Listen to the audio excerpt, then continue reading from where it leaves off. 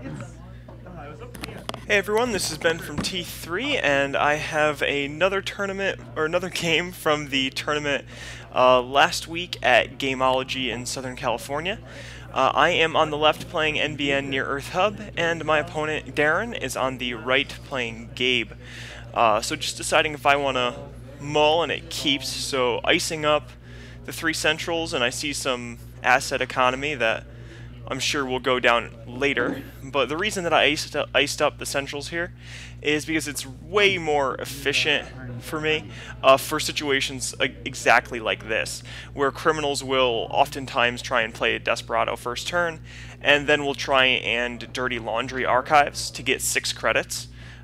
Which is a super good play for criminals, but even just icing up all 3 of the centrals this way will prevent them from going broke for the dirty laundry because they don't want to lose the investment. So just by threatening ice on all 3 servers, I've effectively stopped him from gaining a bunch of money. And I'm okay with the accesses, even though he is trashing that pad campaign first.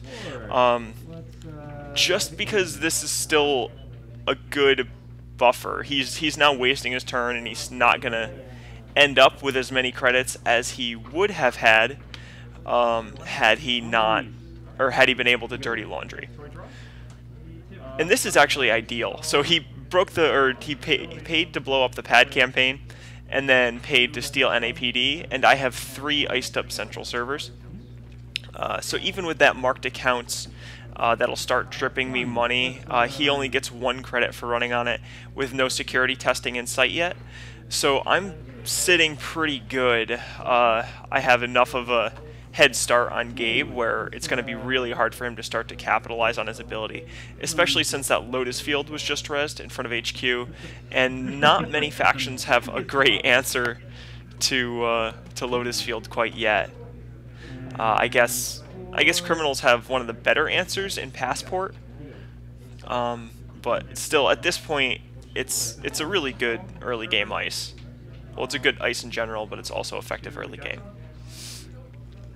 And I'm continuing to draw up, so you see some more economy, tons of economy rolling in, actually, with a little bit of ice, and just drew that Astro token, or that, not the token, but I drew the Astro script. So, pitching a little bit, and I think I ditched an NAPD again, most likely. I'm not really sure though. And on the right here, Darren has unfortunately he's holding his cards in a way I really can't see what he has. So he's just running on my assets because he doesn't want to click for a credit. You know, some of these things the criminals can do. It's more fun to make a run than click for a credit. Now I don't have any way to get this biotic in play, so it's just going to be a bit of a money turn, sweeps week, hedge fund, and I probably should install the ice that I see in my hand. I think it's just another wraparound, but even still, getting that over the marked accounts to plan for the eventual security testing, which is probable out of criminal, and it looks like he also has Darren has an emergency shutdown, and I really can't see what else he has, but running on the marked accounts, and I'll res the wraparound just to, again, prevent those easy accesses that criminals need. If you can stop them from getting the easy accesses, their economy comes to a screeching halt from what I can find. They usually rely on Desperado, or they'll rely on security testing, or Gabe decks tend to rely on his 2 free credits from running HQ. So by icing up HQ, obviously stopping that security testing, but by throwing the Quandary on archives, I've also prevented any potential sneak door beta runs, which protects my agendas and protects the, you know, makes it so Gabe's ability might not come into play here. And Darren installs some Katie, trying to get some economy, and can also see an emergency shutdown and a hostage in his hand, so in a special order it looks like. So he's probably trying to figure out what his best plan of attack is and most likely would try and go for a quandary, since that would give him, or not a quandary, would go for a corroder, because that would give him access to both the remote and R&D. And R&D would be free because of Desperado. So loading Katie a little bit more, and we also do see an E3 feedback, which probably won't come into too much play since it's only really good for Eli in this matchup. But choosing to discard the hostage. And Darren isn't in the same board position I am. He doesn't have a lot of things installed. He has no breakers in play, which is definitely a problem. But I mean, and he really, the only thing he has going for him economically is Katie, which is reliable, but it's slow. So he has to spend a lot of turns just clicking up and kind of preparing, which does let him go through his deck and try and get some of the answers, like get breakers or get special orders. But it also gives me a lot of time while he does this to establish my board position and get in a better spot, so I can just start pumping out agendas. Even with his scored NAPD, I feel I am in a better position at this point in the game, just because of how the board state is built, and I now have 2 pieces of clickless economy that are firing every single turn. And bioticking out the Astroscript, drawing a card for my ability, and now I have that position really solidified. Every time you see an NBN deck, really the indicator on how the game is going is whether there's an Astroscript scored, just because it's common to feel that that's an overwhelming odds once they have one Astroscript. I don't really agree with those sentiments. It's definitely, you can definitely beat NBN once they score an Astro, but that's just where their strength is, and they might end up errataing that down the road, which I guess personally I would prefer instead of a ban list. But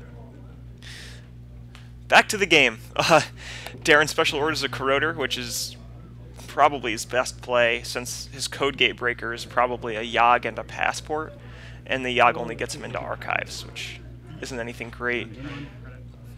So he's attacking R&D and just seeing a San, which doesn't help him too much at this point, and his economy is in such a delicate state that paying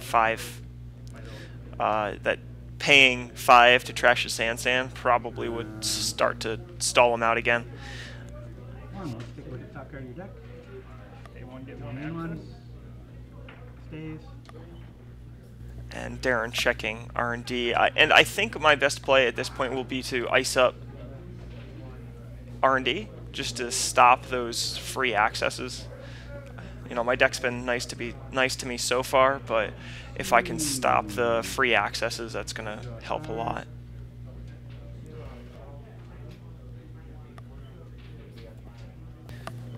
And Darren draws a data sucker too, so it's just must be digging for breakers or digging for some type of efficiency, and he just had to same old special order, just to give you an idea of how his draws are actually working for him. He can't draw a breaker and is actually willing to just get a fem to help deal with that, and that's probably he's probably going to fem the Lotus Field so he can get into HQ, and I just score the 3rd Astroscript,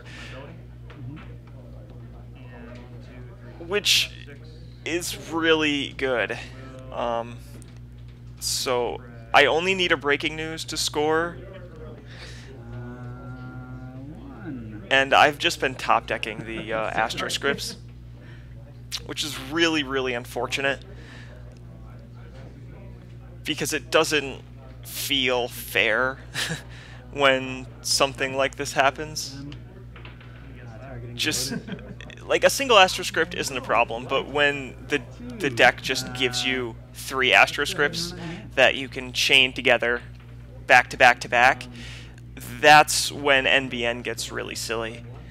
Or, you know, if you have a res Sansan, you can fast track an Astroscript and score it, as long as you have an Astroscript to score it already. So there's just a lot of shenanigans that make this a really strong archetype right now, and deck in general. And after making the run on R&D, he just hits the Grim. And since he had to hard play the, pay the Fem at cost, he doesn't have enough money to break the Grim. So all of that he just did, same old special order for Fem, is gonna be for or not as I trash the Fem, which I think, even though I have an open R&D, is the best play. I'd rather kill the Fem than kill the Corroder, because HQ is where the game is going to be. I can Jackson through my deck to try and get an agenda to score, and then just hang on to the winning agenda. And Darren tries to shut down the Lotus Field, but I point out that he didn't make a successful run. Obviously, preventing him from doing that.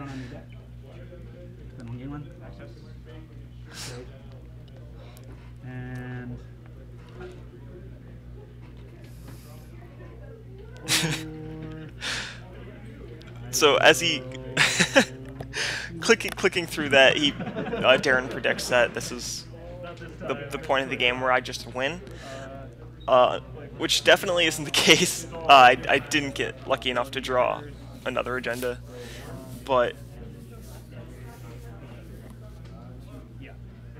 install, put to advance, and then okay. So it took me a second to figure out what happened here. So I installed a new server, which wasn't an agenda, drawing the breaking news for my ability. I played the breaking news and used my third click to advance it, and then use the Astroscript token to advance it the last time and win. So, definitely not an ideal game for Darren. I got really, really lucky and just chained the Astroscripts as hard as you possibly could. But, I see Darren pulling out his NEH deck, so payback's coming up. And I will have the next game for you soon. Thank you for watching, and I'll catch you next time.